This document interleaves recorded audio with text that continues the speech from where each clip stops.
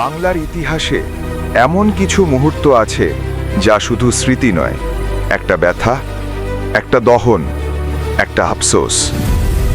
পলাশীর সেই ময়দান যেখানে বাংলার শেষ স্বাধীন নবাব সিরাজউদ্দৌলা নিজের মানুষদের বিশ্বাস করেছিলেন, কিন্তু ইতিহাস বলে সবচেয়ে বড় ধ্বংস বাইরে থেকে নয়, ভিতর থেকেই আসে। তার নিজের রক্তের মানুষ, তার খালা, তার সেনাপতি, তার আপন ভাই পর্যন্ত তার বিরুদ্ধে ষড়যন্ত্রে জড়িয়ে পড়েছিল। যেদিন যুদ্ধ শুরু হলো, আকাশ ভারী ছিল, মাটিও যেন তাদের কান্না লুকাতে পারছিল না। সিনাত ছিলেন সাহসী যোদ্ধা, বীর, কিন্তু বিশ্বাসঘাতকতার ঘা কোনো তলোয়ার থেকেও ধারালো।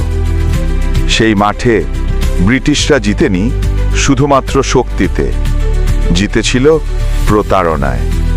কিন্তু ইতিহাস সাক্ষী, যারা বিশ্বাসঘাতকতা করে তাদের নাম মুছে যায় না, তাদের নাম হয়ে যায় শাপদগ্ধ শতাব্দীর পর শতাব্দী। আজও যখন আমরা মীর জাফর শব্দটি শুনি, তা কোনো নাম নয়, এটা একটা অভিশাপ। আর সিরাজউদ্দৌলা, তিনি হারেননি, তিনি শহীদ হয়েছেন, তিনি ইতিহাস হয়ে আছেন, তিনি এক অমর ব্যথার নাম।